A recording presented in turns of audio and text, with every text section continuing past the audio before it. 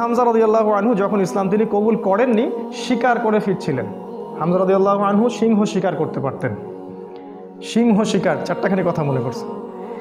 এরপর তিনি যখন যাচ্ছিলেন তখন এই দাসী হামজা রাদিয়াল্লাহু আনহুকে বললেন যে আপনি যদি দেখতেন কিভাবে আপনার ভাতিজাকে আবু জেহেল অপমান করলো, তাকে গালিগালাজ করলো, তাকে আঘাত করলো, তাহলে আপনি স্থির থাকতে পারতেন না। হামজা রাদিয়াল্লাহু আনহু তখন বললেন, আওয়া ফাআলা হাযা, সে কি সত্যিই কাজ করেছে? সেই দাসী বলল, বালা ওয়াল্লাহ, আল্লাহর কসম করে বলছি অবশ্যই সেই কাজ করেছে। হামজা রাদিয়াল্লাহু আনহু বাসার দিকে না গিয়ে দারুন নাদওয়া অর্থাৎ মক্কার ওই যেটা কাবা দেখেন সেখানে গেলেন। সেখানে দেখলেন সেখানে আবু জেহেল তার দলবলকে নিয়ে সেখানে দাঁড়িয়ে আছে।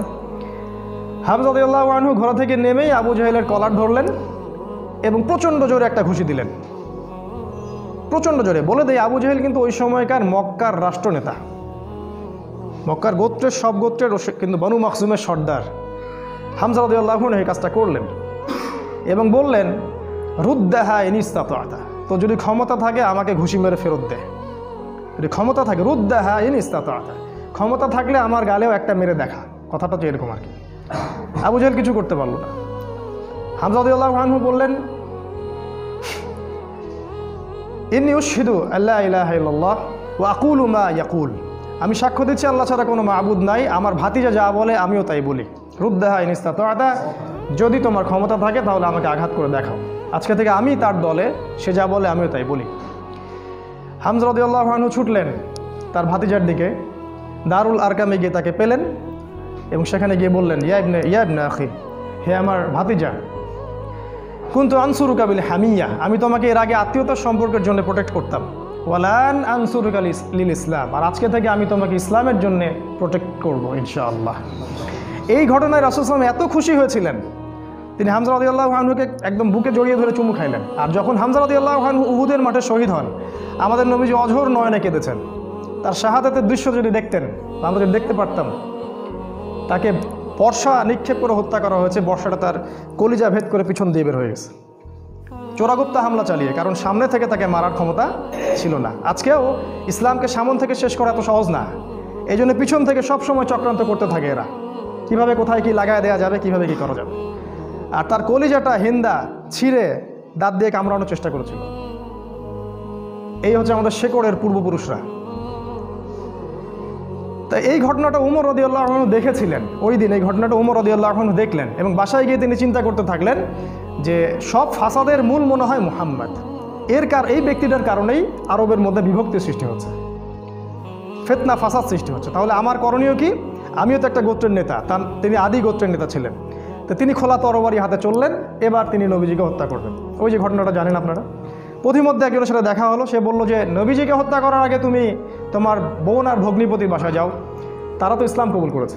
তিনি আসলেন, এসে দরজা যখন নক করলেন, দরজার আড়াল থেকে শুনতে পারলেন ভিতরে তিলাওয়াত হচ্ছে কিছু একটার, সূরা তাহা তিলাওয়াত হচ্ছিল, তাহা মা আনজালনা আলাইকাল কুরআন লিতাশকা ইল্লা তাযকিরাতাল লিমান ইয়াখশা তানজিলাম মিম্মান খালাকাল আরদা ওয়াস সামাওয়াতিল উলা আর রহমান আলাল আরশি ইস্তাওয়া।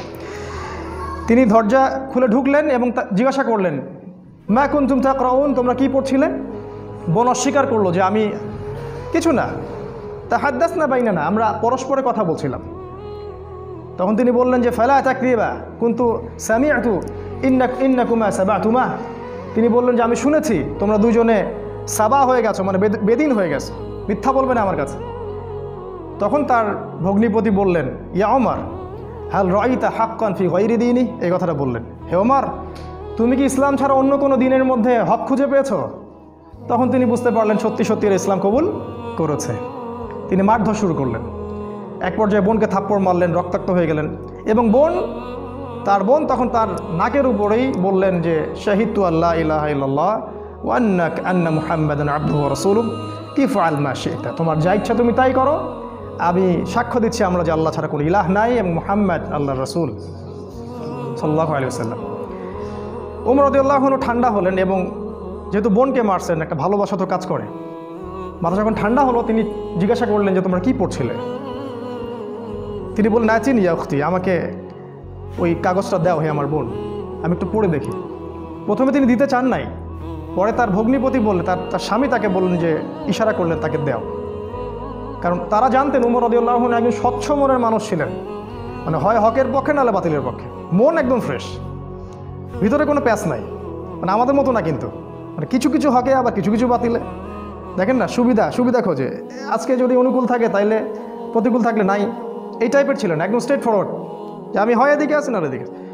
এবার ওমর রাদিয়াল্লাহু আনহু সেই ওই চিরকুটটা পড়া শুরু করলেন, সেখানে ওই সূরা তাহা লেখা ছিল।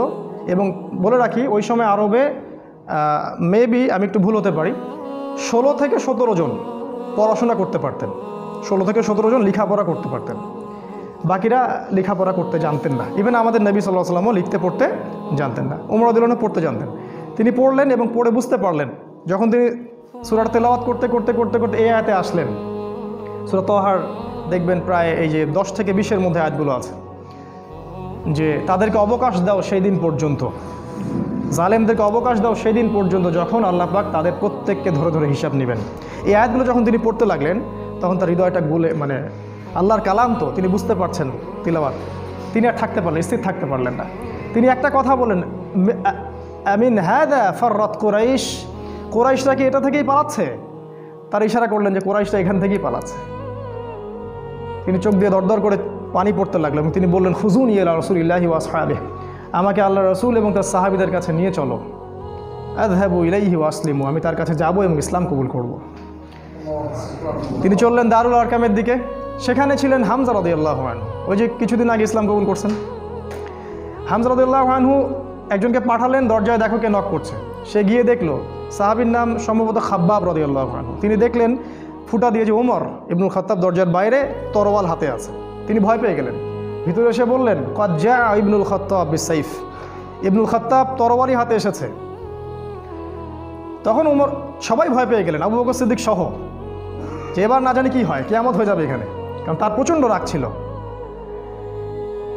তিনি যে কত বড় যোদ্ধা ছিলেন সেটা বদরের মাঠে গেলে বুঝতে পারবেন, বদরের মাঠে আমরা যখন যাবো ইনশাআল্লাহ। তো হামজা রাদিয়াল্লাহু আনহু বললেন, মা লাকুম ক্বাদ ওয়াজিদতুম, তোমাদের কি হয়েছে, তোমরা ভয় পাচ্ছ কেন? ইফতাহু লাহুল বাব, তার জন্য দরজাটা খুলে দাও। লাউ ইউরিদ বিহি খায়রান ইয়াসলিম, সে যদি উত্তম কিছুর জন্য আসে ইসলাম কবুল করবে। আও ইউরিদ গায়রা যালিক ইয়াকুনু কতলুহু আলাইনা হাইয়িনা, আর যদি ও খারাপ কোনো ইন্টেনশন এখানে আসে, ওকে আমরাই ধরে মেরে ফেলে দিব। এই যে হামজা, উনিও কাউকে টেরান না, তুমি এত বড় যোদ্ধা তো কি হয়েছে, আমরাও তোমার চেয়ে কম না। তো তিনি ওমর রাদিয়াল্লাহু আনহুর কলারটা ধরে ভিতরে নিয়ে আসলেন, নিয়ে এসে দরজার সাথে ঠেকিয়ে দিয়ে বললেন যে, আলা তানতাহি হাত্তা ইয়ানজিলাল্লাহু বিকা কারিয়া, আলা তানতাহি হাত্তা ইয়ানজিলাল্লাহু বিকা কারিয়া, তুমি কি ততদিন পর্যন্ত বিরত হবে না যতদিন না আল্লাহ পাক তোমার উপরে কোনো শাস্তি, আযাব পাঠাচ্ছেন আসমান থেকে? এভাবে তিনি ধমক দিলেন আর কি। ওমর রাদিয়াল্লাহু আনহু ঠান্ডা হলেন, কারণ উনি তো ইসলাম কবুল করতে সেখানে আসছেন। এরপর রাসূল সাল্লাল্লাহু আলাইহি ওয়াসাল্লাম সেখানে বের হলেন। তিনি রাসূলের সামনে দাঁড়িয়ে, ওমর ইবনুল খাত্তাব রাসূলের সাল্লাল্লাহু আলাইহি ওয়াসাল্লামের সামনে দাঁড়িয়ে বললেন, ইয়া রাসূলুল্লাহ, হে আল্লাহর রাসূল, জিতুকা উমিনু বিল্লাহি ওয়া রাসূলিহি, আমি আল্লাহ এবং তার রাসূলের প্রতি ঈমানদার হয়েই এখানে এসেছি। ওয়া বিমা জিতা বিহি মিন ইনদিল্লাহ, এবং আপনি আল্লাহর পক্ষ থেকে যে কিতাব নিয়ে আসছেন তার প্রতি ঈমানদার হয়েই আমি এখানে আসছি। কালিমার সাক্ষ্য দিলেন, রাসূলকে বুক ভরে বললেন যে, এর আগ পর্যন্ত আমি ইসলামের যে বিরোধিতা করেছি, আজকের পর থেকে আমি ইসলামের পক্ষের শক্তি হয়ে কাজ করব ইনশাআল্লাহ। আর তোমরা ইসলাম আমার আগে কবুল করে যত নেকি কামাই করেছো, আজকে থেকে ইনশাআল্লাহ আমি তোমাদেরকে টক্কর দিব ইনশাআল্লাহ। তিনি ঘর থেকে বের হয়ে গেলেন, প্রথমে গেলেন আবু জেহেলের বাসায়। আবু জেহেলের বাসায় নক করে বললেন, হ্যালো আলিমতা আন্নী কদ আসলামত, তুমি কি জানো যে আমি ইসলাম কবুল করেছি? বুকের পাঠা দেখছেন? দিন পালন করে বাসায় বলতেই পারে না যে আমি কোরআন সুন্নাহ ফলো করছি, আমি দিন পালন করছি। বাপের ভয়, মায়ের ভয়, সরকারের ভয়, নেতা খেতার ভয়, কত ভয়। আমাদের বাপদাদাই কি আসলে এরকম ছিলেন? তিনি আবু জেহেলের বাসায় গিয়ে বললেন, তুমি কি হাল আলিমতা আন্নী কদ আসলামত, আবু জেহেল তুমি কি জানলা যে আমি ইসলাম কবুল করছি? আবু জেহেল আকাশ থেকে পড়লো, হাল ফাআলতা হাদা, তুমি কি সত্যি এটা করেছো? লা তাফআল, এটা করিও না। ও ভয় পেয়ে যাচ্ছে, কারণ এ তো ইসলামে গেলে খবর আছে আমাদের। তখন উনি চোখ মুখ বড় করে বলেছিলেন, বাল ফাআলতা, আমি অবশ্যই ইসলাম কবুল করেছি। এরপরে গেলেন ওয়ালিদ বিন মুগীরার বাসায়, ওখানে একই কথা বললেন। তারপর আরেক কাফেরের বাসায় আরেক একই কথা বললেন। এরপর আসলেন কাবা ঘরে এসে বললেন যে ইয়া আইয়ুহান নাস, হে হে হে লোক সকল, ইলামু আন্নী কদ আসলাম, তোমরা জেনে রাখো আমি ইসলাম কবুল করেছি। ওয়া আন শাহিদতু আল্লা ইলাহা ইল্লাল্লাহ ওয়া আন্না মুহাম্মাদুর রাসূলুল্লাহ, আমি সাক্ষ্য দিয়েছি আল্লাহ ছাড়া কোনো মাবুদ নাই, মুহাম্মদ সাল্লাল্লাহু আলাইহি ওয়াসাল্লাম আল্লাহর বান্দা এবং রাসূল। এরপরে লোকজন তাকে মারা শুরু করলো, সবাই তাকে মারা শুরু করলো, পারতেছিল না তার সাথে, তিনি একাই 8-10 জনকে ডিফেন্ড করতেছিলেন। এক পর্যায়ে সেখানে আরও কিছু গোত্রনেতা আসে এবং তাদের মারামারিটা বন্ধ করে দেন। এবার দেখেন, মারামারি বন্ধ করে দিয়ে একজন ওমর রাদিয়াল্লাহু আনহুকে বলছিলেন যে আফালা কুনতা কাতামত, ওমর তুমি কি চুপ থাকতে পারতে না? এই যে আমাদের হিকমা আছে না, চুপ থাকো, ওমর তুমি কি চুপ থাকতে পারতে না? তো ওমর ইবনুল খাত্তাব বলছেন ওয়াল্লাহি লা আকতুমুল হাক্কা ওয়া হুয়া আলামু, যখন আমি সত্য জেনেছি আল্লাহর কসম করে বলছি আমি সত্যকে গোপন রাখবো না। লাউ ফাররিকান্নাল হাক্কা মিনাল বাতিল কামা ফাররাকাল্লাহু বাইনাল লাইলি ওয়ান নাহার, আমি সত্যকে মিথ্যা থেকে আলাদা করে দিব ঠিক যেমন করে আল্লাহ রাত থেকে দিনকে আলাদা করে দেন। এই ঘটনার পরে তার নাম হয়েছে আল ফারুক, পার্থক্যকারী। যেমন করে মিরাজের ঘটনার পর আবু বকর সিদ্দিকের নাম হয়েছে কি? সিদ্দিক। প্রত্যেকটার পিছনে একটা ঘটনা আছে, পড়তে হবে, এগুলো জানতে হবে। আপনি ওই রাজ্যে বিচরণ করবেন তখন ইনশাআল্লাহ। এবার ইসলাম শক্তিশালী, কারণ বড় বড় দুইজন নেতা আমাদের পক্ষে। মনে করেন পুতিন আমাদের পক্ষে, মনে করেন ওই আরও বড় বড় কিছু নেতা আমাদের পক্ষে। এখন ইসলাম শক্তিশালী, তাদের কাছে ক্ষমতা আছে, লোকজন জলবল আছে, আর অর্থ সম্পদ আছে। এবার রাসূলুল্লাহ সাল্লাল্লাহু আলাইহি ওয়াসাল্লাম এর কাছে গিয়ে ওমর রাদিয়াল্লাহু আনহু বললেন, ইয়া রাসূলুল্লাহ আলাসনা আলাল হক আলাইসু আলাল বাতিল, এভাবে বলতে থাকলেন, আমরা কি হকের উপর নাই, ওরা কি বাতিলের উপর নাই? আলাসনা মুসলিমান, আমরা কি মুসলিম না? আলাইসুল মুশরিকিন, তারা কি মুশরিক না? আমরা কেন এখানে গোপনে এভাবে ইসলামের দাওয়াত দিব? আজকে থেকে প্রকাশ্যে দাওয়াত দিব। এই তারপর থেকে ইসলামের প্রকাশ্য দাওয়াত শুরু হলো এবং মিছিল করতে করতে তারা কাবা ঘরে গেলেন এবং সবাই স্লোগান দিতে থাকলেন লা ইলাহা ইল্লাল্লাহ মুহাম্মাদুর রাসূলুল্লাহ, লা ইলাহা ইল্লাল্লাহ মুহাম্মাদুর রাসূলুল্লাহ। এবার আরবের লোকরা জাজল্যমান একটা দৃশ্য দেখতেছে, রেভলিউশন। হঠাৎ করে এই যে 50-60-70 জন মানুষ বের হচ্ছে রাস্তায় এবং কালিমার সাক্ষ্য দিচ্ছে। ওই সময় কিন্তু এই পপুলেশনটা খুব কম না, একটু বেশি। এবার নির্যাতনের মাত্রা আরও বাড়তে থাকলো। আমাদের হাতে অল্প সময় আছে, আমি 5 মিনিটে শেষ করছি ইনশাল্লাহ। নির্যাতনের মাত্রা বাড়তে থাকলো এবং এক পর্যায়ে সাহাবীদের প্রতি এমন মর্মান্তিক নির্যাতন করা হলো। কিছু নমুনা আপনারা জানেন, ওই যে বিলাল রাদিয়াল্লাহু আনহুর ঘটনা, সুমাইয়া রাদিয়াল্লাহু আনহার ঘটনা, আবার খাব্বাব, তারপর মুসআব বিন উমাইর, এদিকে উসমান রাদিয়াল্লাহু আনহু, ইভেন আবু বকর সিদ্দিক, সমস্ত সাহাবীকেই টর্চার করা হলো। মানে ফিজিক্যাল, মেন্টাল, ইকোনমিক্যাল এমন কোনো টর্চার নাই যেটা করা হয়। এরপর রাসূল সাল্লাল্লাহু আলাইহি ওয়াসাল্লাম তাদেরকে বললেন আবিসিনিয়ায় তোমরা হিজরত করো, দিন কায়েম দেখেন। অনুকূল পরিবেশে এখন আমরা প্রকাশ্যে দাওয়াত দিচ্ছি, এখানে নির্যাতন হচ্ছে, ওখানে কিন্তু বোম ব্লাস্ট করছি না। আমরা বলছি যেখানে দিন পালনের সুযোগ আছে, অনুকূল পরিবেশ আছে, তোমরা সেখানে চলে যাও। সাহাবীরা চলে গেলেন ইথিওপিয়ায়, ওই যে আমি গতদিন খুতবায় বলেছিলাম, আবিসিনিয়ায়। ওখানে একজন বাদশা ছিলেন, সেই বাদশার নাম নাজাশি। সে ছিল একজন খ্রিস্টান নাসারা, একজন খ্রিস্টান আমাদেরকে আশ্রয় দিল। সব খ্রিস্টান এক না, সব খ্রিস্টান এই পশ্চিমা সভ্যতার মতো ওই ছেলে ছেলে বিয়েকে জায়েজ বলে না। এরা গডলেস পিপল, এই পৃথিবীর সবচেয়ে বড় জালেম এবং ফেরাউন এরা, এবং আবু জেহেলও বটে। এই বাদশা নাজাশি আমাদেরকে আশ্রয় দিলেন, আমরা রেফিউজি ছিলাম সেখানে, ওরা আমাদেরকে আশ্রয় দিল এবং আমরা সেখানে শান্তিপূর্ণ একটা পরিবেশে দিন পালন করতে থাকলাম। প্রথমে একবার হিজরত হলো, তারপর আরও একটা দল হিজরত করলো এবং কাফেররা বসে থাকেনি, তারাও সেখানে কূটনৈতিক তৎপরতা চালালো। আমর ইবনে আসকে সেখানে পাঠানো হয় এবং সেখানে মোনাজারা, বাহাস হয়। সেই বাহাসে জাফর রাদিয়াল্লাহু আনহু ওই বাদশার সামনে দাঁড়িয়ে সূরা মারিয়াম তেলাওয়াত করেছিলেন। আর ওই বাদশা কিন্তু ছিল নাসারা বা খ্রিস্টান। সূরা মারিয়ামের তেলাওয়াত শুনে সেই বাদশার চোখ দিয়ে ঝরঝর করে পানি পড়তে থাকলো। তিনি বুঝতে পারলেন যে এটা আল্লাহর পক্ষ থেকে এসে। তিনি বলেছিলেন একটা কথা, এটা লোভ সামলাতে পারছেন, তিনি বলেছেন যে ইন্নাহা লাহুদান ইয়াখরুজু মিন মিশকাতিন ওয়াহিদা মা আনজালাল্লাহু আলা ঈসা ইবনে মারইয়াম ইন্নাহা লাহুদা ইয়াখরুজু মিন মিশকাতিল ওয়াহিদা। এটা বলেছেন এই বাদশা নাজাশি। বলেছিলেন যে তুমি যে তেলাওয়াত করলে শুনে মনে হচ্ছে ঈসার কাছে যেটা এসেছিল এটা সেই একই আলোক বর্তিকা থেকে এসেছে।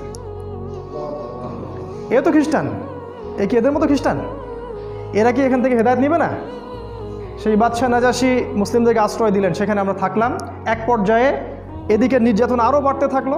রাসূল সাল্লাল্লাহু আলাইহি ওয়াসাল্লাম এবং সাহাবীদেরকে 3 বছর বয়কট করা হলো। 3 বছর তারা ওই যে পাহাড়ের পাদদেশে ওটাকে বলা হয় শিয়ারে আবু তলেব, সেখানে 3 বছর গাছের ছাল পাতা গেঁথে গেছে। সামান্য ভাই কষ্ট করে একটা সেমিনারে আসতে পারেন না, দিন কায়েমের স্বপ্ন দেখেন, সামান্য 10টা টাকা খরচ করতে পারেন না, মাসে জ্ঞানও দিতে পারতেছেন না, সামান্য একটু সিরা পড়বেন সেটা পড়তে পারেন না, দিনের জন্য সামান্য একটু এফোর্ট দিবেন, জানমাল ব্যয় করবেন, কোন মুখ দিয়ে সাহাবীদের নাম উচ্চারণ করেন? 3 বছর শুধু গাছের ছাল পাতা গেঁথে গেছে। ওই সময় অনেক ত্রাণ আসতো, হামজা রাদিয়াল্লাহু আনহু ত্রাণ ফেরত দিতেন, ত্রাণের দরকার নাই, আল্লাহ রিজিক দিবেন। কি ইমান, কি জজবা! আমাদের বাপদাদা সবাই, আমাদের শেকড়, আমাদের গায়ে তাদেরই রক্ত আছে, কিন্তু কোনো না কোনোভাবে উপমহাদেশ ইসলাম তারা প্রচার করেছেন। যাই হোক, এবার এই বয়কটটা যখন উঠে যায়, তখন রাসূল সাল্লাল্লাহু আলাইহি ওয়াসাল্লাম তায়েফে হিজরত করলেন। সেখানকার ঘটনা আপনারা জানেন। সেখান থেকে তাকে মারধর করে বের করে দেওয়া হয়। তিনি আবার মক্কায় চলে আসেন।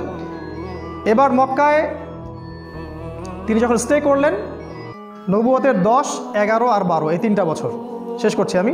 10, 11, 12 এই 3টা বছরে মদিনা, যে ইয়াসরিব থেকে প্রথমে 6 জন, তারপরে 12 জন, তারপরে 73 জন, পরপর 3 বছরে 3টা গ্রুপ আসলো। প্রথমে 6 জন, তার নেতৃত্বে ছিলেন আসাদ বিন জোরারা, তারপরের বছর 12 জন, তারপরের বছর 73 জন, আর 2 জন নারী, মোট 75 জন। এই 75 জন এসে রাসূলের কাছে বায়াত করলেন। বায়াত করে রাসূলকে বললেন যে আপনি মদিনায় হিজরত করেন। এবার রাসূল সাল্লাল্লাহু আলাইহি ওয়াসাল্লাম সাহাবীদেরকে নিয়ে মদিনায় হিজরত করলেন। আর মদিনায় হিজরত করার পরে সেখানে ইসলামিক স্টেট বা খিলাফা স্টেট কায়েম হলো। তারপরে দিন কিভাবে কায়েম হলো সেটা আমরা ইনশাআল্লাহ সালাতের পর শিখবো ইনশাআল্লাহ। জাযাকুম। আসসালামু আলাইকুম রাহমাতুল্লাহ। বিসমিল্লাহি আউয়ালুহু ওয়া আখিরুহু। আলহামদুলিল্লাহ। প্রশংসা সেই আল্লাহ পাকের জন্য, যিনি আমাদেরকে মাগরিবের সালাতের পর আবারও বসার তৌফিক দান করেছেন। সবাই বলি আলহামদুলিল্লাহ। হৃদয়ের অন্তঃস্থল থেকে দরুদ পাঠ করি আমাদের প্রিয় নবী মুহাম্মদ রাসূলুল্লাহ সাল্লাল্লাহু আলাইহি ওয়াসাল্লামের প্রতি। আল্লাহুম্মা সাল্লি আলা মুহাম্মদ, আল্লাহুম্মা বারিক আলা মুহাম্মদ। মাগরিবের সালাতের আগ পর্যন্ত আমরা যতটুকু আলোচনা করেছিলাম মদিনায় হিজরত পর্যন্ত। হিজরতের যে মূল ঘটনাটা, সেই ঘটনাটা হচ্ছে যে ইয়াসরিব বা মদিনা থেকে প্রথমে 6 জন যুবক মক্কায় আসেন হজের মৌসুমে। হজ কিন্তু তখনও ছিল, মানে এই হজ সিস্টেম না, বিকৃত হজের সিস্টেম। কারণ তারা দাবি করতো যে আমরা ইব্রাহিম আলাইহিস সালামের রিলিজিয়ন ফলো করি।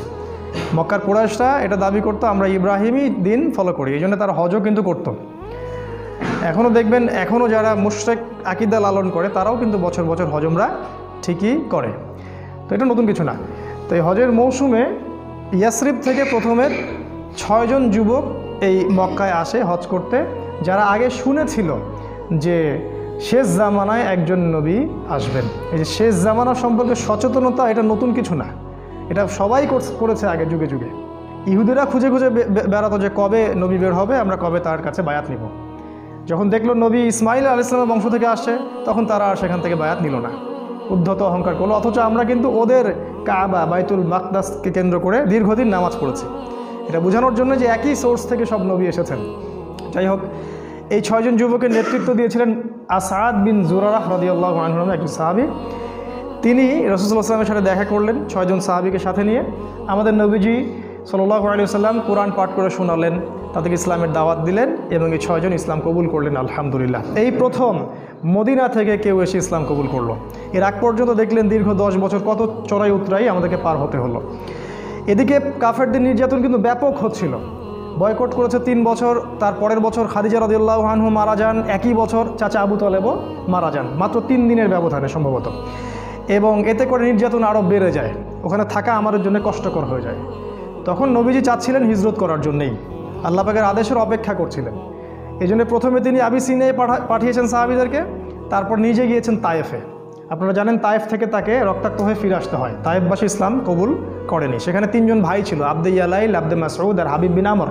এরা নবীজিকে পাথর নিক্ষেপ করে মাথা ফাটিয়ে দিয়েছিল। ছোট ছোট ছেলেপেলেদেরকে লেলিয়ে দিয়েছিল, যারা নবীজিকে রক্তাক্ত করেছিল। আর আমাদের নবীজি তাদের জন্য বদদোয়া করেননি, বরং দোয়া করেছিলেন যে আমি আশা করি আল্লাহ পাক এর পরবর্তী জেনারেশন থেকে এমন কাউকে বের করবেন যারা আল্লাহর একত্ববাদে বিশ্বাস করবে। একটা তথ্য দিয়ে রেখে আপনাদেরকে, আবু হুরায়রা রাদিয়াল্লাহু আনহু কিন্তু ওই তায়েফবাসীরই সন্তান। যদি নবীজি ওই দিন বদদোয়া করতেন, তাহলে আমরা আজকে আবু হুরায়রা রাদিয়াল্লাহু আনহুকে পেতাম না। তার কাছে কিন্তু আসমান, এই যে আপনার পাহাড় পর্বতে ফেরেশতাকে পাঠানো হয়েছিল। পাহাড় পর্বতে ফেরেশতা থাকে, এই কথা আমাদের গডলেস ওয়ার্ল্ড বিশ্বাস করবে না, এডুকেশন সিস্টেম, সেকুলার কনসেপ্ট আর বিশ্বাস করবে না। তো আমরা ওদেরকে বলি তোমরা গেট লস, তোমরা এখানে দূর হবে এখান থেকে। পাহাড় পর্বতে ফেরেশতা যখন এসেছিলেন বলেছিলেন আল্লাহ পাক আপনার সাথে তায়েফবাসী যা করেছে আল্লাহ পাক দেখেছেন, আপনি যদি চান 2 পাহাড়কে পিষে একদম তায়েফকে শেষ করে দিব। নবীজি বললেন আমি চাই আল্লাহ পাক ওদেরকে হেদায়েত দান করুন। তো যাই হোক, এরপরে নবীজি হিজরতের অপেক্ষা করছিলেন, এই সময় ঘটনাটা ঘটে। 6 জন ইয়াসরিবের যুবক আসেন, তারা ইসলাম কবুল করেন। তারপর তাদেরকে আবার নবীজি পাঠিয়ে দেন, মদিনায় পাঠিয়ে দেন, বলেন তোমরা ওখানে দাওয়াতি কাজ করতে থাকো। পরের বছর মানে নবুয়তের এটা ছিল 10ম 11তম বর্ষে তারা আরও 6 জনকে সাথে নিয়ে আসে। দেখেন দিন কায়েম কেমন করে হচ্ছে, প্রথমে গোপন দাওয়াত, তারপরে প্রকাশ্য দাওয়াত, তারপরে একদম যখন আমাদের জনবল বেশি হয়ে গেল, মানে বড় বড় নেতা খেতা মানুষ টাইপের সবাই আমাদের দলে চলে আসলো, তখন আমরা আরও মানে কি বলবো ফ্রিকোয়েন্সির সাথে দাওয়াত দিয়ে শুরু করলাম, এবং যত ফ্রিকোয়েন্ট দাওয়াত হবে তত নির্যাতন বেশি হবে। এটাই সুন্নাহ। এটা হতে থাকলো, এক পর্যায়ে হিজরত করলাম, বয়কট করলো, সোশ্যাল বয়কট, অর্থনৈতিক বয়কট, সব কিছু করলো। তারপরে আমরা হিজরতের জন্য অপেক্ষা করছিলাম। এই 12 জন, এই পরের বছর আরও 6 জন, 6 যোগ 6 মোট 12 জনকে তারা নিয়ে আসলেন। এই 12 জনের সাথে নবী সাল্লাল্লাহু আলাইহি ওয়াসাল্লাম একজন সাহাবীকে মদিনায় পাঠালেন। বিখ্যাত সেই সাহাবী, তার নাম হচ্ছে মুসআব বিন উমাইর রাদিয়াল্লাহু তাআলা আনহু। তিনি প্রচণ্ড রকম ধনীর দুলাল ছিলেন, ইসলামের জন্য সব ছেড়ে দিয়েছিলেন। যখন উহুদের মাঠে তাকে শহীদ করা হয় তখন তাকে কবর দেওয়ার মতো একটা জামা পর্যন্ত পাওয়া যায়নি, তাকে ঘাস দিয়ে ঢেকে কবর দেওয়া হয়েছে। আমরা যারা দায়ী তার কি মুসআব বিন উমাইর? বাংলাদেশে লক্ষ লক্ষ এই যে সিজনে বক্তব্য হবে, এরা কি সবাই মুসআব বিন উমাইর? আলাদা জিনিস। এই দায়ী ইসলামের ইতিহাসের প্রথম দায়ী। কুইজ আসবে আপনাদের, অনেক সময় জিজ্ঞাসা করে অনেকে, দেখবেন ইসলামের ইতিহাসে প্রথম দায়ীকে, এই মুসআব বিন উমাইর রাদিয়াল্লাহু আনহু। তাকে নবীজি পাঠালেন এই 12 জনের সাথে মদিনায়। এবার তিনি গিয়ে মদিনার ঘরে ঘরে দাওয়াত দিতে থাকলেন। আর মদিনায় ছিল আওস এবং খাজরাজ, 2টা গোত্র আপনারা জানেন। মদিনায় ছিল আওস এবং খাজরাজ, এর পাশাপাশি কিছু ইহুদি ছিল, বনু নাজির, বনু কোরাইজা, আর কি একটা কি জানি বনু কাইনুকা, মাশাআল্লাহ জাযাকাল্লাহ। এই 3টা গোত্র ছিল ওই মদিনায়। আর কিছু কিছু মুশরিকও ছিল। এই মুশরিকরা পরে মুনাফিক হয়ে যায় আর কি, আব্দুল্লাহ বিন উবাইয়ের অনুসারী। তো তিনি ঘরে ঘরে দাওয়াত দিতে থাকলেন এবং মাশাআল্লাহ আল্লাহ পাক দাওয়াত কবুল করলেন, এবং আস্তে আস্তে আস্তে আস্তে প্রায় 70-75 জন মানুষ ইসলাম কবুল করলেন মাশাআল্লাহ। প্রত্যেকেই এই মুসআব বিন উমাইর রাদিয়াল্লাহু আনহুর মাধ্যমে ইসলামের হেদায়েতটা পেলেন। চিন্তা করেন তাকে আল্লাহ পাক কিয়ামতের মাঠে কী নেকিটা দিবেন ইনশাআল্লাহ। এবার ওখানে হিজরত করার পটভূমি রচিত হলো। মানে এমন কোনো জায়গায় যাওয়া যাবে না দিনের ব্যাপারটা নিয়ে হিজরত করে যেখানে আমাদের লোকাল সাপোর্ট নাই। প্রতিটা জায়গায় আপনি একটা দলিল পাবেন। একটু ঠান্ডা মাথায় চিন্তা করেন, দেখেন নবী কীভাবে দিন কায়েম করেছেন। ওখানে লোকাল সাপোর্ট পেলাম, আওস এবং খাজরাজ তারা ইসলাম কবুল করলো। এবার নবুয়তের 13তম বর্ষে এই 75 জন, 73 জন পুরুষ আর 2 জন নারী। যদি জিজ্ঞাসা করি ভাইয়া 2 জন নারীর একজনের নাম বলো, হয়তো বলতে পারবেন না। জানা উচিত ছিল। ক্যাটরিনা কাইফকে তো সবাই চিনে, তাই না? সাকিবের স্ত্রীর নাম জানে, নুসাইবা, একজনের নাম হচ্ছে নুসাইবা রাদিয়াল্লাহু আনহা, তিনিও উহুদের মাঠে যুদ্ধ করেছেন বীর বিক্রমে। আরেকজনের নাম আসমা, তিনিও মাশাআল্লাহ একজন বলিষ্ঠ সাহাবী ছিলেন। ইনি আবু বকর সিদ্দিকের মেয়ে না, আরেকজন। তো এই 2 জন নারী আর 73 জন পুরুষ রাসূলের কাছে আসলেন নবুয়তের 13তম বর্ষে। এবার এই বায়াত হচ্ছে। বায়াত তো বোঝেন, আমাদের এই মানে দল সংগঠন বা পীর মুরিদির বায়াত না, এটা বায়াত 2টা ক্ষেত্রে হয়, এক নবীর হাতে অথবা ইসলামী রাষ্ট্রপ্রধানের হাতে। এই 2টা সেক্টরে বায়াত হয়েছে ইসলাম, অন্য কোনো সেক্টরে বায়াত হয়নি। At the same time Abu Bakr Siddiq বায়াত নিচ্ছেন, অন্য সাহাবীরাও বায়াত নিচ্ছেন, এমন কোনো ঘটনা নাই। ইসলামী স্টেটের খলিফা যিনি হবেন তার হাতে আপনি বায়াত নেবেন, জনগণ মৌখিক স্বীকৃতি দিবে। আর নবীর হাতে সবাই হাতে হাত রেখে বায়াত নিতেন, মহিলারা বাদ দিয়ে। বায়াত কিসের উপর হলো? 6টা বিষয়ের উপরে। বিষয়গুলো একটু বলি। 1 নাম্বার, তারা আল্লাহর নবীর হাতে বায়াত করলেন হাতে হাত রেখে, যে আমরা আপনার কথা শুনবো এবং মানব। যারা অ্যাসোসিয়েশন করতে চান, ফাউন্ডেশন করেন বা দিন কায়েম করতে চান, ছোট স্কেলে হোক আর বড় স্কেলে হোক, যেই নেতা হোক না কেন, সে হাবশি গোলামও হোক না কেন, সে যদি কোরআন এবং সুন্নাহ অনুযায়ী আপনাদেরকে পরিচালিত করে, তার কথা আপনাকে শুনতে হবে, মানতে হবে।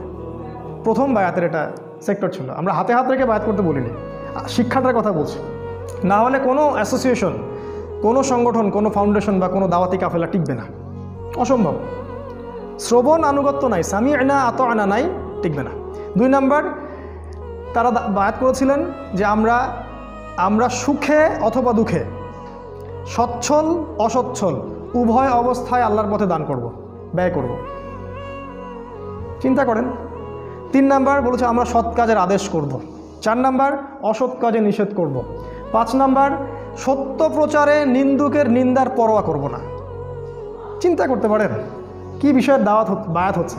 সত্য প্রচারে কারো নিন্দার পরোয়া আমরা করব না।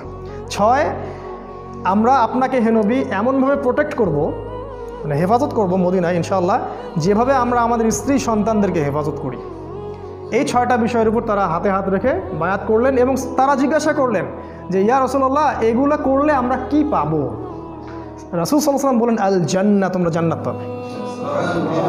এবার নাজিল হলো সূরা তাওবার 111 নম্বর আয়াত, ওই যে নিশ্চয়ই আল্লাহ মুমিনদের জান মাল ক্রয় করেছেন এই জান্নাতের বিনিময়ে। এই হলো আয়াতের পটভূমি। ইন্নাল্লাহা আশতারা মিনাল মুমিনিনা আনফুসাহুম ওয়া আমওয়ালাহুম বিআন্না লাহুমুল জান্নাহ। যখন আপনি এই বিষয়গুলো জানবেন তখন কোরআন হাদিস পড়ে মজা পাবেন, কখন কোনটা কোন জায়গায় আসছে। এবার নবীজি হিজরত করলেন, একা না, তিনি সবার শেষে গেলেন। প্রথমে সাহাবীদেরকে পাঠিয়ে দিলেন। নেতা যে হবে সে আগে বিপদ ফেস করবে, তার অনুসারীদেরকে সে আগে সিকিউর জায়গায় নিয়ে যাবে, তারপর সে যাবে। একজন নেতাকে হতে হবে আত্মত্যাগী। আগে কর্মীদের স্বার্থ দেখতে হবে, তাদের মেন্টালিটি বুঝতে হবে, কার মানসিকতা কি, কার মধ্যে কি পোটেনশিয়াল আছে। তিনি যাকে তাকে দাওয়াত দিতে পাঠান নাই, মুসআব বিন উমাইরকেই পাঠিয়েছেন, কারণ তিনি জানতেন যে তার মধ্যে এই যোগ্যতাটা আছে। তারপর তিনি হিজরত করলেন। আপনারা জানেন ওই হেরা গুহায় কী হলো, গারের সাউরে কী হলো। এদিকে 100 উটের ঘোষণা হলো, ধরে আনতে পারলে 100 উট দেওয়া হবে। আল্লাহ পাক তাকে নিরাপদে পৌঁছে দিলেন মদিনায়। এইবার মদিনায় গিয়ে ইসলামিক স্টেট কায়েম হলো। কিভাবে? আওস এবং খাজরাজের সাহাবীরা আনুগত্য করলেন এবং রাসূল সাল্লাল্লাহু আলাইহি ওয়াসাল্লামকে ইসলামিক স্টেটের প্রেসিডেন্ট বানিয়ে দিলেন। আল্লাহ পাক এই ওয়াদাটা করেছিলেন, সূরা নূরের 55 নম্বর আয়াতটা পড়ে দেখবেন। আল্লাহ পাক আগেই বলেছিলেন যে ওয়া'আদাল্লাহুল্লাযীনা আমানু ওয়া আমিলুস সলিহাতি লা ইস্তাখলিফান্নাকুম ফিল আরদ কামা ইস্তাখলাফাল্লাযীনা মিন ক্বাবলিকুম। আয়াতটা শোনেন, আল্লাহ পাক বলছেন নিশ্চয়ই আল্লাহ ওয়াদা করেছেন যারা ঈমানদার এবং যারা সৎ আমল করে যে আল্লাহ পাক তাদেরকে অবশ্যই খেলাফত দান করবেন। সূরা নূরে আছে 55 নম্বর আয়াত। খেলাফত পাওয়ার শর্ত এটা, আপনাকে ঈমানদার হতে প্রকৃত আমল সলেহ করতে হবে। একটা বড়, শেষের দিকে আরও 2টা শর্ত আছে। 1, আল্লাহর সাথে শিরিক করা যাবে না। আর 2 নাম্বার, আল্লাহ যখন ক্ষমতা দিবেন তখন ইনসাফ ছাড়া অন্য কোনো দুর্নীতি করা যাবে না, তাহলে শক্তি নষ্ট হয়ে যাবে, খেলাফত চলে যাবে, যেটা হয়েছে এখন আমাদের আর কি। খেলাফা কায়েম হয়ে গেল এবং ওখানে ইহুদিদের সাথে একটা চুক্তি হলো। আওস খাজরাজ ইহুদি সবার সাথে একটা চুক্তি হলো, কারণ ওরা ইসলামিক স্টেটের মধ্যে চলে আসলো। ওরা পছন্দ করেনি নবীকে, তারপরেও তাদেরকে সেখানে থাকতে তারা বাধ্য হলো। এবং মুশরিক যারা ছিল ওখানকার, তারা মুনাফিক হয়ে আব্দুল্লাহ বিন উবাইয়ের নেতৃত্বে ইসলামের শত্রুতা করতে থাকলো। তারা বাহ্যিকভাবে ইসলাম কবুল করলো ঠিকই, কিন্তু অভ্যন্তরীণ দিক থেকে তারা ইসলামকে পছন্দ করেনি। আর আমাদের নবী এই সনদটার নাম দিয়েছিলেন মদিনা সনদ। আজকে যদি প্রতিটা মুসলিম দেশ, অ্যাটলিস্ট মুসলিম দেশ মদিনা সনদ অনুযায়ী চলতো, তাহলে আমাদের সমাজের অবস্থা আজকে এমন হতো না। মুখে খালি বলি আমরা মদিনা সনদ, কোনো মদিনা সনদের এগুলা বাস্তবায়ন নাই, সবই বোগাস, আইওয়াশ, খালি মানুষকে ধোকা দেওয়া। এরপর কি হলো? এরপরে আমরা কিন্তু দেখেন স্টেট পেলাম।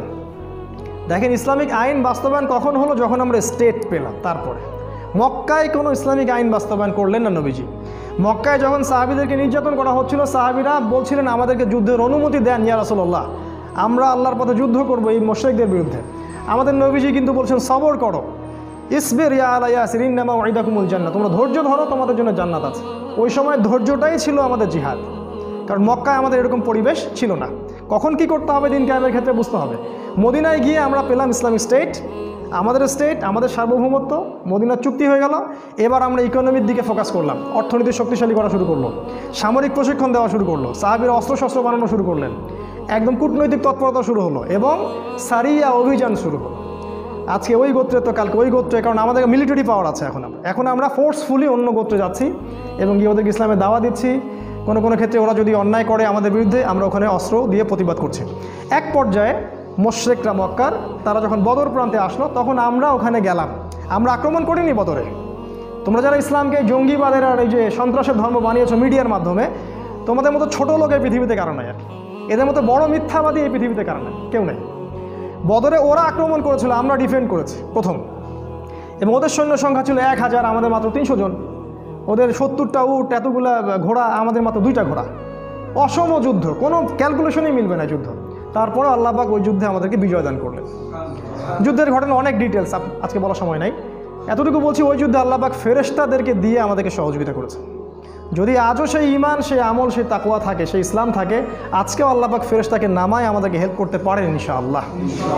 এবং সেটা হচ্ছেও পৃথিবীতে। দেখবেন বিভিন্ন জায়গায় অনেক মুসলিম ভাই যারা দীর্ঘদিন ধরে এই কুফার, এই ফাসেকা জালেমদের বিরুদ্ধে দাঁড়িয়ে আছে, আপনি দেখবেন তাদের হাতে এমন কোনো অস্ত্রশস্ত্র নাই, কিন্তু তারপরেও বড় বড় পরাশক্তিরা ওদের সামনে মাথা নত করতে বাধ্য হচ্ছে। দেখছি না আমরা এগুলো মিডিয়ার মাধ্যমে। এখন আল্লাহ পাক সাহায্য করেন। আল্লাহ পাক সূরা আনআমে, সূরা আনফালের মধ্যে বলেছেন যে আল্লাহ পাক প্রায় 5,000 3,000 ফেরেশতা আল্লাহ পাক পাঠিয়ে দিয়েছিলেন সেদিন মুসলিমদের সহযোগিতা করার জন্য। আল্লাহ পাক চাইলে আরও 1000 পাঠাতে পারতেন। আল্লাহ বলেছেন এই কথাগুলো। বদরে জিতলাম আমরা, এবং শোচনীয় পরাজয় ওদের। 70টা বড় বড় নেতাকে শেষ করে দেওয়া হলো, একটাকেও বাকি রাখা হয়নি। আর বলে দেই, এই মক্কায় কিন্তু নবীজি এদের নাম ধরে ধরে বদদোয়া করেছিলেন। আপনারা হয়তো জানেন, মক্কায় নবীজি এদের নাম ধরে ধরে বদদোয়া করেছেন, আল্লাহ একে দেখে নিও, একে দেখে নিও, একে দেখে নিও। তাই আজকে যারা ইসলামের বিরুদ্ধে শত্রুতা করছেন বা আলেম ওলামাদেরকে ঢুকাচ্ছেন ভিতরে, তাদের বদদোয়া খুব খারাপ জিনিস। এই বদদোয়া থেকে বেঁচে থাকবেন। আপনার মসনদ গুঁড়া গুঁড়া হয়ে যাবে ওদের বদদোয়ায়। আপনাদের মসনদ, অহংকার, এই যে জুলুমের ভিত্তিতে গড়া এই সাম্রাজ্য একটা বদদোয়া চুরমার হয়ে যাবে ইনশাআল্লাহ। আলেম ওলামাকে এইভাবে কষ্ট দিবেন না। আজকে এগুলো বলার কেউ নাই, বলতে হচ্ছে আমাদেরকে। নবী সাল্লাল্লাহু আলাইহি ওয়াসাল্লাম নাম ধরে ধরে দোয়া করেছিলেন, সবগুলো লাশ বদরের কূপে পাওয়া গেছে। আপনারা জানেন, ছোট ছোট কচি কাঁচা সাহাবি, বয়স 12, 13, 14, এরা আবু জেহেলের গলা কেটে হত্যা করেছে। আব্দুল্লাহ বিন মাসউদ তার গলাটা নিয়ে এসে রাসূলের সামনে দিয়ে দিয়েছেন, এই যে আবু জেহেলের মাথা শেষ, সব বড়াই দম্ভ শেষ, জাহান্নামে চলে গেল। এর পরের বছর তারা উহুদে আসলো প্রতিশোধ নিতে। এবারও আমরা যুদ্ধে জিতছিলাম, গুটিয়ে নিচ্ছি আমি। এবারও কিন্তু আমরা যুদ্ধে প্রায় জিতেই গিয়েছিলাম। নবীজি বলেছিলেন, এই পাহাড় থেকে তোমরা 50 জন নামবে না। যদি দেখো আমাদেরকে পাখি ঠোকরাচ্ছে লাশের উপরে, তারপরেও তোমরা এই 50 জন এখান থেকে নামবে না। নেতার আদেশ, ভালো করে দেখেন। আমি বারবার বলছি, আপনার নেতা যেই হোক না কেন, সে যদি কোরআন সুন্নাহর অনুকূলে আদেশ করে, আপনি আল্লাহর ওয়াস্তে সেটা মানতে বাধ্য। কেন? না হলে ইসলামের ক্ষতি হয়ে যাবে, দ্বীনের ক্ষতি হয়ে যাবে। ওই 50 জন দেখলেন যে যুদ্ধে আমরা প্রায় জিতেই গেছি, আল গানিমা বলে তারা ওখানে দৌড়ানো শুরু করলেন। আর এই সুযোগের অপেক্ষা করছিলেন কে? খালিদ বিন ওয়ালিদ। তখন তিনি ইসলাম কবুল করেননি। তিনি পিছন দিক থেকে ঘোড়সাওয়ার নিয়ে আসলেন এবং একেবারে কচু কাটা বলতে যা বোঝায়, একদম ছিন্ন ভিন্ন হয়ে গেল যুদ্ধের ময়দান। সমস্ত সাহাবি বিচ্ছিন্ন হয়ে পড়লেন। ইভেন আমাদের নবী সাল্লাল্লাহু আলাইহি ওয়াসাল্লামও একা হয়ে পড়লেন। তার পাশে মাত্র 7 জন কি 9 জন সাহাবি বাকি ছিলেন। আমাদের নবীজি বললেন, কে আছো এদের থেকে আমাকে প্রোটেক্ট করবে? একটা একটা করে সাহাবি বলছিলেন, আমি আমি আমি, এবং জীবন দিচ্ছিলেন। তালহা রাদিয়াল্লাহু আনহু তিনি বলেছেন যে আমার এই বুকের মধ্যে তীর এসে লাগছিল এবং আমার ওই সময় ঘুম পাচ্ছিল। সুবহানাল্লাহ। এবং সাকিনা আল্লাহ পাক দিয়েছিলেন, তিনি এক হাতে তরবারি নিয়ে লড়াই করছিলেন। তার গায়ে পরে দেখা গেছে 70টা অস্ত্র চোটের দাগ আছে, 70টার মতো। এ তালহা রাদিয়াল্লাহু আনহা, তাকে বলা হয় জীবন্ত শহীদ। তার পাশেই মাত্র 7 থেকে 9 জন সাহাবী ছিলেন। তারা প্রত্যেকে জীবন উৎসর্গ করে নবীজিকে প্রোটেক্ট করলেন। আমাদের নবীজি আহত হলেন, তার দাঁত ভেঙে গেল। এইখানে এই ডান চোয়ালের ভিতরে করাত আছে না, লৌহ বর্মের কড়া, এটা ঢুকে চলে গেছিল ভিতরে। 3 জনের নাম আজকে বলতেছি না, সময় কম, সময় লেগে যাবে। এই 3 জন নবীকে আক্রমণ করেছিল আর কি। ইবনু কামিয়া একজনের নাম, একজন সাদ ইবনে আবি ওয়াক্কাসের ভাই, এরা মিলে নবীকে আক্রমণ করেছিল। তো নবীজি রক্তাক্ত হলেন, আহত হলেন, এবং সাহাবিরা প্রায় 70 জন সাহাবি শহীদ হয়ে গেলেন। তার মধ্যে বিখ্যাত সাহাবি হামজা রাদিয়াল্লাহু আনহু ছিলেন, যাকে বর্ষা নিক্ষেপ করে হত্যা করা হয়। এই মুসআব বিন উমাইর রাদিয়াল্লাহু আনহুও শহীদ হয়ে গেলেন। এগুলো বলার আমার খুব পিপাসা ছিল, ইনশাল্লাহ পরে এক সময় হবে। যে এই সাহাবির ডান হাত কেটে ফেলা হয়, ডান হাত দিয়ে অস্ত্র চালাচ্ছিলেন, ডান হাত কেটে ফেলা হয় অস্ত্রের আঘাতে, তারপর বাঁ হাত দিয়ে তরবাল চালাচ্ছিলেন। একজন মুসলিম কখনো পরাজিত হয় না শেষ পর্যন্ত সে সার্ভাইভ করার চেষ্টা করবে। তারপর তিনি বুকের সাথে পতাকাটাকে জড়িয়ে রেখেছিলেন। এই অবস্থায় তাকে দ্বিখণ্ডিত করে হত্যা করা হয়। এই হলো মুসআব বিন উমাইর রাদিয়াল্লাহু আনহু। এরকম অসংখ্য সাহাবী, 70 জন সাহাবী সেদিন শহীদ হয়ে গেলেন। কেন? ওই যে নেতা আদেশ করেছিলেন, ওখান থেকে নেমো না, যদি আমাদেরকে দেখো পাখি ঠোকরাচ্ছে তাও নেমো না। তারা কিন্তু দৌড়ালেন গানিমা। এই ভুলের মাসুল দিতে হলো।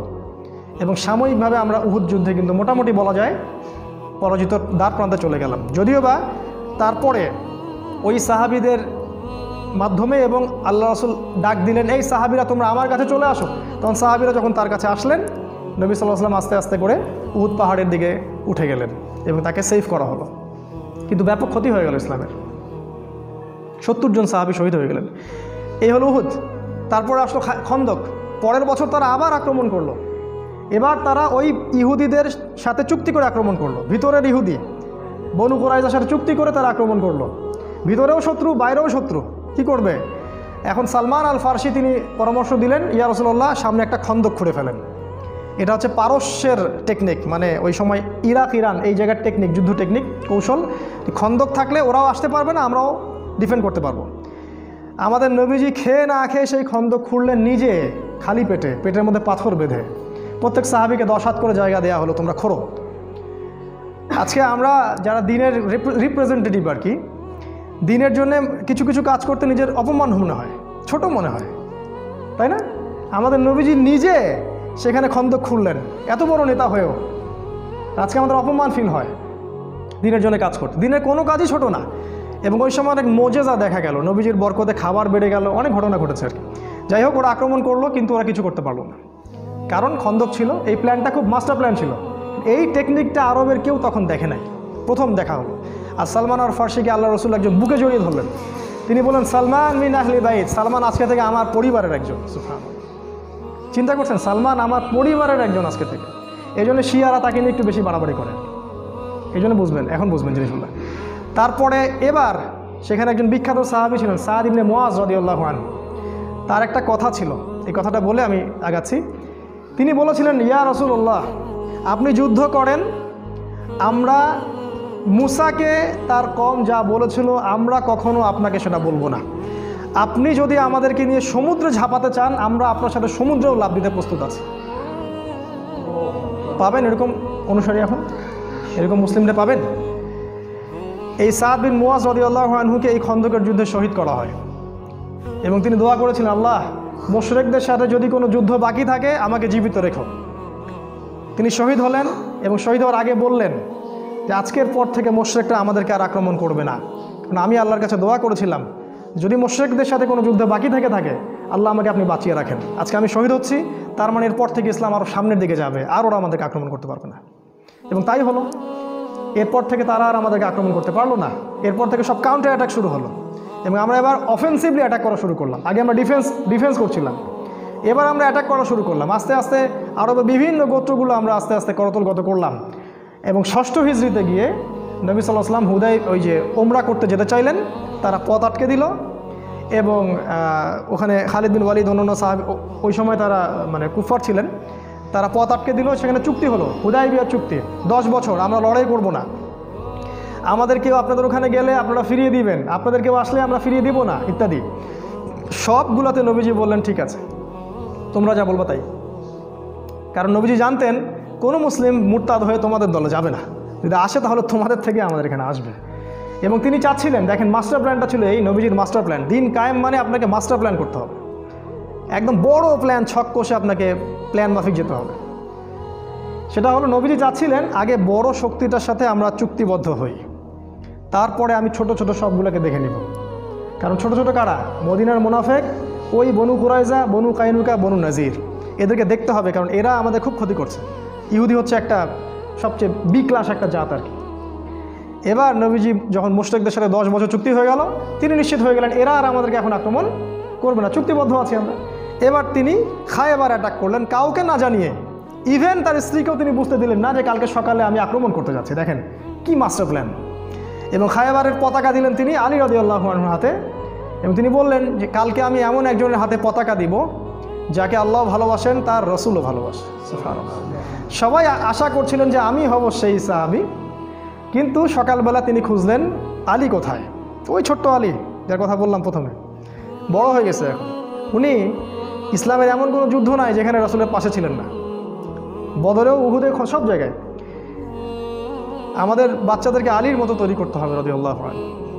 তো তাকে পতাকা দেওয়া হলো এবং বলা হলো যে তোমার দ্বারা যদি একটা ব্যক্তিও হেদায়েত পায় তাহলে সেটা হবে লাল উট কোরবানি করার চেয়ে বেশি নেকির কাজ। এখানে একটা ঘটনা ঘটে।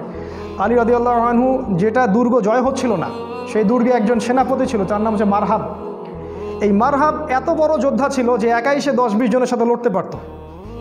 আলী রাদিয়াল্লাহু আনহু তার সামনে দাঁড়িয়ে বললেন, আমার মা আমার নাম রেখেছে হায়দার। এবার দ্বন্দ্বযুদ্ধ শুরু হলো। ও প্রচণ্ড আক্রমণ করলো। মানে ইতিহাসের বইগুলোতে এসেছে যে আলী রাদিয়াল্লাহু আনহু ঢালটা হাত থেকে পড়ে যায়। আর আলী রাদিয়াল্লাহু আনহুকে আল্লাহ পাক ওই সময় এমন শক্তি দেন যে হাত দিয়ে তিনি বা হাত দিয়ে লোহার কপাটটা খুলে ঢাল হিসেবে ব্যবহার করেছিলেন।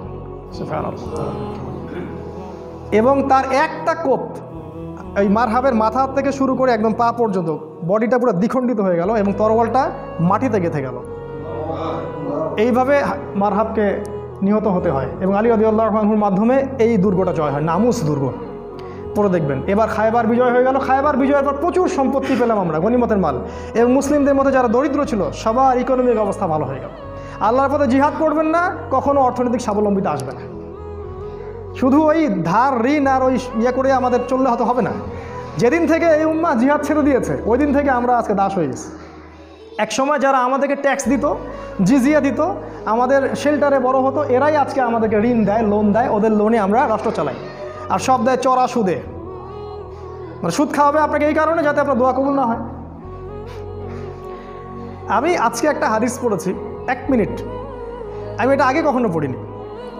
সেটা হচ্ছে সুদখোরদেরকে আমি শুধু সতর্ক করার জন্য বলছি, যারা রিবার সাথে সম্পৃক্ত থাকবে এবং বিনা তওবায় মারা যাবে, আল্লাহ পাক তাদেরকে যে শাস্তিটা দিবেন কিয়ামতের মাঠে সেটা হচ্ছে, দেখেন, তাদের পেটটা ফুলে থাকবে উঁচু। এবং ফেরাউনের যে অনুসারীরা ছিল, ফেরাউনের অনুসারীরা, এই তথ্যটা আমি আগে পাইনি, ফেরাউনের অনুসারীরা জাহান্নামে এই সুদখোরদেরকে মারিয়ে মারিয়ে মারিয়ে জাহান্নামে যাবে। ফেরাউনের অনুসারীদের পায়ের তলে এদেরকে পিষ্ট করে জাহান্নামে দেওয়া হবে। কত বড় মানে অপমানজনক শাস্তি! কারণ কি? কারণ এই রিবার মাধ্যমে পুরো বিশ্বে একটা ফেরাউনি অর্থনৈতিক দাসত্ব সৃষ্টি করা হয়েছে। একই জিনিস ফেরাউন যা করেছে, রিবার মাধ্যমে এটা তাই করা হয়েছে। তো এবার সচ্ছলতা চলে আসলো। তারপরে দেখেন, এবার নবী সাল্লাল্লাহু আলাইহি ওয়াসাল্লাম পররাষ্ট্রনীতি শুরু করলেন। রোমের সম্রাটকে দাওয়াত দিচ্ছেন, ওইদিকে হিরাক্লিয়াসকে দাওয়াত দিচ্ছেন, মিশরে দাওয়াত দিচ্ছেন। আস্তে আস্তে এটা এক্সপ্যান্ড করলো। আগে ছিল শুধু মদিনায়, এখন চলে গেল পুরো বিশ্বব্যাপী। কীভাবে দিন কায়েম হচ্ছে দেখেন, লেভেলগুলো দেখেন। এবার দলে দলে মানুষ ইসলামের দিকে আসতে থাকলো, দলে দলে মানুষ। এর মধ্যে কিছু বিচ্ছিন্ন ঘটনা ঘটেছে, যেমন বীরে মাউনার ঘটনা, তারপরে আপনার ওই যে 70 জন সাহাবিকে ট্র্যাপে ফেলে হত্যা করা হয় সেটার ঘটনা। অনেক ঘটনা ঘটেছে যেখানে অনেক সাহাবিকে কিন্তু ওই কাফের মুশরিকরা অনেক ট্র্যাপ সৃষ্টি করে মেরে ফেলেছে। ওই যে খুবাইব রাদিয়াল্লাহু আনহু, তাকে শুলে চড়িয়ে হত্যা করা হয়েছে, অনেক সাহাবিকে মেরে ফেলা হয়েছে। কিন্তু তারপরেও ইসলাম থেমেছিল না, মানুষ দলে দলে ইসলাম কবুল করতে থাকলো। এবং রাসূল সাল্লাল্লাহু আলাইহি ওয়াসাল্লাম এবার মক্কা অভিমুখে অভিযান দেওয়ার মনস্থ করলেন। তিনি একটা ওসিলা খুঁজছিলেন, আল্লাহ পাক সে ওসিলা দিয়ে দিলেন। কারণ মদিনার শেল্টারে একটা গোত্র ছিল আর মক্কার শেল্টারে আরেকটা গোত্র ছিল। কোনো না কোনোভাবে এই দুই গোত্রের একটা দ্বন্দ্ব হয়ে যায় এবং ওই মুশরিকদের আন্ডারে যে ছিল তারা মুসলিমদের একজন মানে যেটাকে বলে জিম্মি, তাকে হত্যা করে এবং তারা চুক্তি লঙ্ঘন করে। এবার নবী সাল্লাল্লাহু আলাইহি ওয়াসাল্লাম সুযোগ পেয়ে গেলেন, প্রায় লক্ষাধিক সৈন্য বলা হয় সাহাবী নিয়ে তিনি মক্কা অভিমুখে রওনা হলেন। এবং কাউকে না জানিয়ে উল্টো দিক দিয়ে, যাতে ওরা বুঝতে না পারে আমি মক্কায় যাচ্ছি। ট্যাকটিক কত স্মার্ট তিনি! দেখেন, মুশরিকদের সাথে চুক্তি করে খায়বার অ্যাটাক করলেন, কারণ বড় শত্রু আমাকে এখন কিছু করতে পারবে না, এখন আগে একে দেখে নিই, তারপরে আমি একে দেখে নিব। আমাদের মতো ওই খালি মসজিদে আসো যাও এই কনসেপ্টে তিনি বিশ্বাসী ছিলেন না। প্ল্যান করে আগাতেন যে এরপরে কি তারপরে কি। তিনি কখনো ক্লান্ত হতেন না। এগুলো সুন্নাহ, স্ট্র্যাটেজিক সুন্নাহ। তারপর মক্কা যখন অ্যাটাক করা হয় তখন মক্কার মুশরিকরা বুঝে ফেললো আর আমাদের গত্যন্তর নাই। এবার আবু সুফিয়ান পর্যন্ত এসে কি করলো জানেন তো? আবু সুফিয়ান পর্যন্ত এসে নতজানু হয়ে ইসলাম কবুল করলো। কিন্তু প্রথমে কবুল করতে চায়নি, পরে কিন্তু কবুল করলো নতজানু হয়ে। এবং রাসূল সাল্লাল্লাহু আলাইহি ওয়াসাল্লাম বিনা যুদ্ধে পুরো মক্কাটাকে জয় করলেন। আমাদের নবী রাহমাতুল্লিল আলামিন মক্কার প্রতিটা মানুষকে মাফ করে দিলেন। তবে তিনি এক শ্রেণীর মানুষকে মাফ করেন নাই। কাবার গেলাফ ধরা অবস্থায় তাকে হত্যা করা হয়েছে। তারা কারা? যারা নবীজিকে গালি দিয়ে কবিতা লিখে কষ্ট দিয়েছিল, তাদেরকে তিনি মাফ করেন। আর আজকে আমরা বাক স্বাধীনতার নামে আমাদের প্রিয় নবী মুহাম্মদ সাল্লাল্লাহু আলাইহি ওয়াসাল্লামের শানে, তার সম্মানে, তার ইজ্জতে আঘাত করি আর দাবি করি যে আমরা বড় মুসলিম কান্ট্রি, 90% মুসলিমের দেশ। সুবহানাল্লাহ, আল্লাহ পাকের কাছে দোয়া করে আল্লাহ পাক এদের মসনদকে গুড়িয়ে দেন, ধ্বংস করে দেন। যাদের নবীকে গালি দেওয়ার পর যাদের হৃদয়ে আঘাত লাগে না, যাদের কষ্ট হয় না, নিজের বাবাকে গালি দিলে কষ্ট লাগে, নবীকে গালি দিলে কষ্ট লাগে না, তাদের জন্য বদদোয়া ছাড়া আমাদের ভিতর থেকে দোয়া আসে না। কিছু করার নাই, মাফ করবেন, দোয়া আমাদের ভিতর থেকে আসে না, কারণ নবীর প্রতি আপনি রেসপেক্ট দেখাতে পারেননি। আমাদের নবী সবাইকে মাফ করে দিলেন, আনতুমুত তুলাকা, তোমরা সবাই আজকে ক্ষমাপ্রাপ্ত, তোমাদেরকে মাফ করে দিলাম। কিন্তু কাবার গিলাফ ধরা অবস্থাতেও তিনি ওই রাসূলকে গালি দানকারী ওই ব্যক্তিকে হত্যা করলেন, গলা কেটে ফেললেন, তাকে মাফ করলেন না। এবার ইসলাম দেখেন মক্কা, শুধু মদিনায় না, পুরো মক্কা জাজিরাতুল আরবে প্রতিষ্ঠা হয়ে গেল। এরপর তিনি তায়েফে আক্রমণ করলেন। ওই যে তায়েফ, যারা তাকে বের করে দিয়েছিল, দেখেন আজকে ফল না পেলেও দিনের কাজের ফল আপনি আগামীতে পাবেন। এত অধৈর্য হওয়ার কিছু নাই, এত অধৈর্য হবেন না। তায়েফবাসী তাকে বের করে দিল, তিনি পরে ওই তায়েফ অ্যাটাক করলেন, সেখানে আবার ইসলামের পতাকা প্রতিষ্ঠিত হলো। এরপর তিনি হুনাইন অ্যাটাক করলেন। হুনাইন, সেখানে কিন্তু সাহাবীদের মধ্যে একটা চেতনা ছিল যে আমরা জিতবো। আল্লাহ পাক ওই যুদ্ধে কিন্তু ওদেরকে একটা শিক্ষা দিয়েছেন। সূরা তওবায় দেখবেন সাহাবীরা বলেছিল আমরা আজকে সংখ্যায় অনেক, আমাদেরকে কে হারাতে পারবে। কিন্তু ওই সময় পদস্খলন হলো এবং অল্প কিছু হুনাইনের সৈন্য কাফের, তারা কিন্তু মুসলিমদেরকে একটা ছিন্ন ভিন্ন অবস্থা করে ফেলল। এটাকে শিক্ষা কি? কখনো সংখ্যা এগুলো নিয়ে গর্ব করতে নাই। কাম মিন ফিআতিন কলিলা গালাবাত ফিআতান কাসীরা, কতই না ক্ষুদ্র দল বড় বড় দলের উপর বিজয়ী হয়েছে। প্রতিটা যুদ্ধে আমরা ছিলাম অল্প সংখ্যক। আমাদের শক্তি ঈমান থেকে আসবে। আরবিতে একটা প্রবাদ আছে, এটা বলি, লোভ সামলাতে পারছি না। আল ইয়াদু লা ইয়াহমিলুস সাইফ আল কলবু ইয়াহমিলুহু, আরবিতে বলে যে হাত তরোয়ালি ধারণ করে না, তরোয়াল কলব ধারণ করে। মানে কলিজা লাগে তরোয়াল ধরতে, হাত লাগে না। এটা হচ্ছে বাংলা কথা আর কি। তো ওই যে সংখ্যা আধিক্য, এগুলো আমাদের পাওয়ার না, আমাদের পাওয়ার ঈমান, তাকওয়া এবং তাওহীদ ও সুন্নাহ। এবার হুনাইনও আমাদের আন্ডারে চলে আসলো। দেখেন পুরো জাজিরাতুল আরবে আমাদের আন্ডারে চলে আসলো। এবার বিদায় হজ হলো, নবীজি সবার সামনে ভাষণ দিলেন। বিদায় হজের ভাষণ নিয়ে আলাদা খুতবা দেওয়া যাবে, এত বিশাল এবং শিক্ষণীয় ভাষণ। তিনি সমস্ত শিরক, সমস্ত যে বেদাত, সমস্ত দুর্নীতি, পাপাচার, সুদ পায়ের তলে পিষ্ট করে দিলেন এবং পুরো আরবের মধ্যে ভাই ভাই ভ্রাতৃত্ব ছড়িয়ে দিলেন। তিনি বললেন আজকে থেকে অনারবের উপর কোনো অধিকার নাই, আরবের উপর কোনো কর্তৃত্ব নাই, লালের সাদার উপর কোনো কর্তৃত্ব নাই, সাদার কালোর উপর কোনো কর্তৃত্ব নাই। কুল্লুকুম মিন আদম, তোমরা সবাই আদম সন্তান, ওয়া আদম মিন তুরাব, এবং আদম মাটির সন্তান। ইসলামী ভ্রাতৃত্ব প্রতিষ্ঠা হলো, পুরো জাজিরাতুল আরব ইসলামের করতলগত হলো। এরপর আপনারা জানেন আবু বকর সিদ্দিক, ওমর, উসমান, আলী, আর অনেক সময় চলেছে। ইভেন এই 1914 আগ পর্যন্ত খেলাফতের একটা সেল ছিল অটোম্যানদের মাধ্যমে। আর আজকে আমরা বিগত 100 বছর থেকে আমাদের অবস্থা মনে হচ্ছে আমরা মিসকিন, আমরা এতিম, আমাদের কেউ নাই, আমরা দুর্বল, আমাদের অর্থ নাই, অস্ত্র নাই, নেতা নাই। না, আমরা আজকে এই আলোচনাটা এই জন্যই করলাম যাতে করে আপনারা শিকড় চিনতে পারেন। নবী সাল্লাল্লাহু আলাইহি ওয়াসাল্লাম এভাবে দাওয়াতি কাজ করে দিন কায়েম করেছেন। এটা হচ্ছে ইকামতে দিনের সুন্নতি পদ্ধতি। শেষ করার আগে এতটুকু বলবো যে দেখেন, নবী সাল্লাল্লাহু আলাইহি ওয়াসাল্লামের সুন্নাহ এখনও আছে, আল্লাহ পাকের কিতাব কোরআন এখনও আছে, সে আল্লাহর ফেরেশতারা জীবিত আছেন, সে আল্লাহ পাক জীবিত আছেন। আমরা ইসলাম যারা ধারণ করি আমরাও এখনও মাঠে আছি। আমরা আল্লাহ পাককে ছেড়ে কাকে, কোন অদৃশ্য শক্তিকে ভয় করছি এই দিনের পথে বিজয়ের কাফেলায় অংশগ্রহণ করার বদলে? সে আল্লাহ এখনও জীবিত, সেই কোরআন সুন্নাহ আমাদের কাছে আছে। আজও যদি সেই ঈমান আমাদের কাছে থাকে, ইনশাআল্লাহ আবারও এই পৃথিবীতে খেলাফা কায়েম হবে ইনশাআল্লাহ। যেটা আল্লাহ পাক জানিয়েছেন আমাদেরকে তার নবীর মাধ্যমে, আগামী দিনগুলোতে ইনশাআল্লাহ আবারও জেরুজালেম থেকে সেই খেলাফা প্রতিষ্ঠিত হবে ইনশাআল্লাহ। ট্যাকটিক অ্যাপ্লাই করতে হবে, রাসূলের সুন্নাহ ফলো করতে হবে। যখন যে পরিবেশ পরিস্থিতি সেই অনুযায়ী কাজ করতে হবে। প্রথমে গোপন দেওয়া, দেন প্রকাশ্য দেওয়া, অনুকূল পরিবেশ, প্রয়োজনে হিজরত, ইসলামিক স্টেট, যুদ্ধ, জিহাদ, সামরিক প্রশিক্ষণ, সব কিছুই এর অন্তর্ভুক্ত। খালি একটা দিকে ফোকাস করলে দিন কায়েম কখনোই হবে না।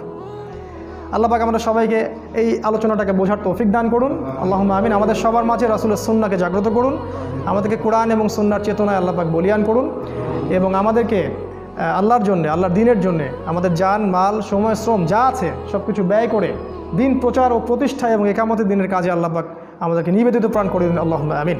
আকুলু কওলি হাযা আস্তাগফিরুল্লাহ লি ওয়া লাকুম ওয়া লিসাইরিল মুসলিমিন। যারা এই সেমিনারটা অ্যারেঞ্জ করেছেন, যারা অনেক শ্রম দিয়েছেন, কষ্ট করেছেন, তাদের সবাইকে আমরা জাযাকুমুল্লাহ খায়রান